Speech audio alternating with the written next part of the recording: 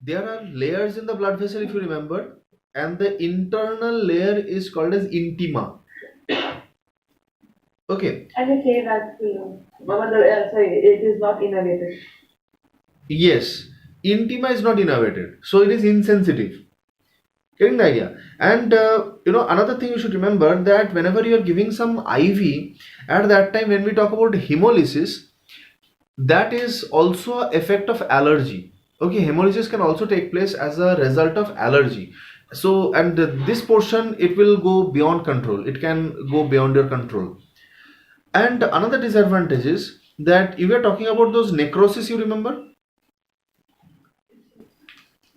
Then I will write one more disadvantage over here. Remember in IV, that is thrombophlebitis. Inflammation of vein. Correct. Phlebitis. So thrombophlebitis means Inflammation of vein. inflammation of vein. Phlebitis means phlebitis. Phlebos. The word phlebos is always for vein. Itis is for inflammation. So when I say thrombophlebitis, so okay, when I say only phlebitis, then what do I mean? Inflammation of vein. Inflammation of vein. Now when I say thrombophlebitis, due to coagulation. Right? Correct. So what happens is that sometimes inside the vein, because your vein gets inflamed, normally I think from your previous classes or maybe in this year you will be learning that our normal endothelium, it is antithrombotic in nature. Okay. Yes, sir. So normal endothelium will never produce a thrombus. But imagine that over here you have suffering from phlebitis. That means your blood vessel is inflamed. So over here, now do you think your endothelium is normal? Your endothelium is now not normal. And now it has got all rights to create the thrombus. So now this time if it creates thrombus, then that will be called as thrombophlebitis. So this will be another disadvantage for IV drugs. So another disadvantage for IV drug is like hemolysis as a result of allergy, and also conditions like thrombophlebitis. All right. Now, So one thing. So if there is hematoma, and so I get it that the endothelium is not not innervated. So there at that endothelium there will be no sensation. Correct. So but if the blood is continuously oozing out and it is making a space occupying lesion there, then won't it press the surrounding structures and cause pain? All right. So okay, this is a very nice question. That if it is occupying some space, then there will be compression on the surrounding structure and there was supposed to be some pain. So here I will introduce a new concept.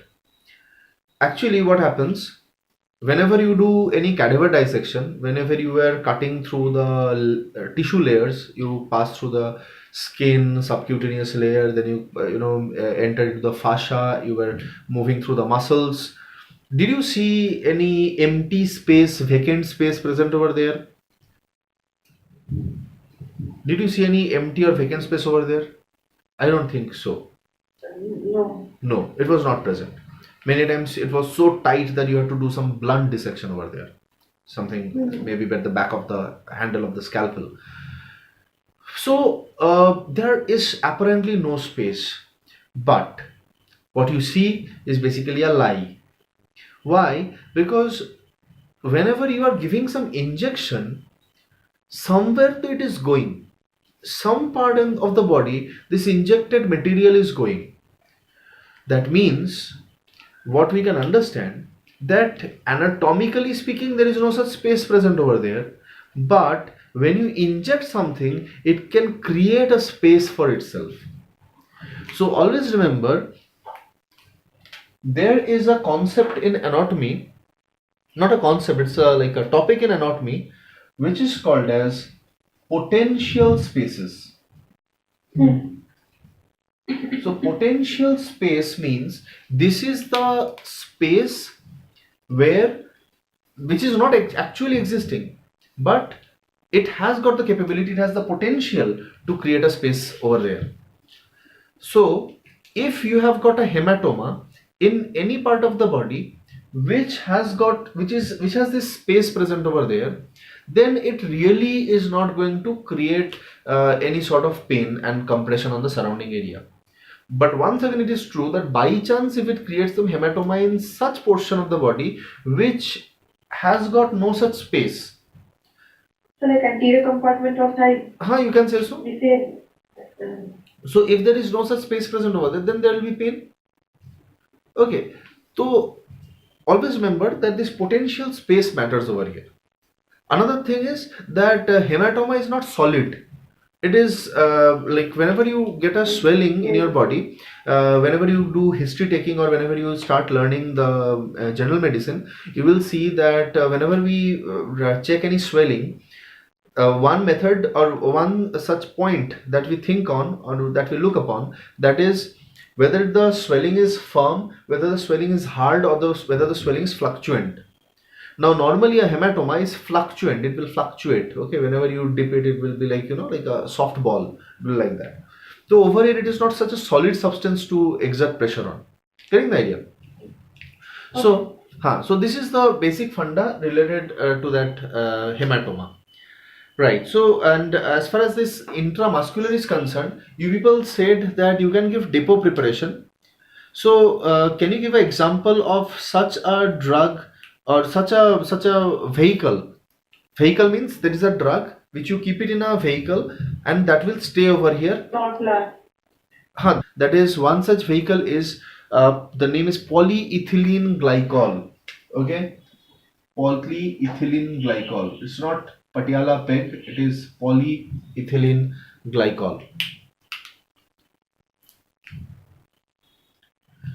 All right. So, and of course, like you said that if you remember the last year, depomedroxyprogesterone acetate, medroxyprogesterone acetate. This was the name already has this as the depot drug. Okay, depomedroxyprogesterone acetate.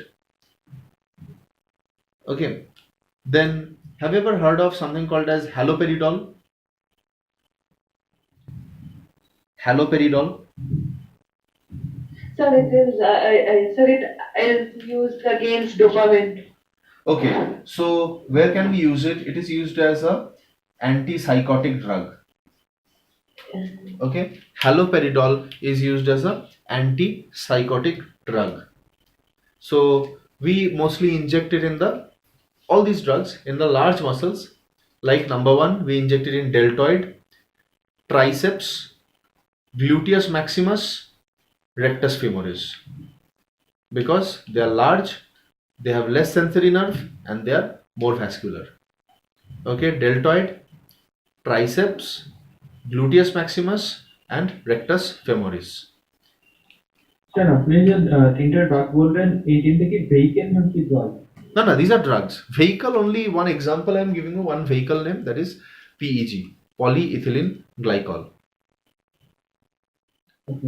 Okay. So this is all about the intramuscular discussion. So I think it's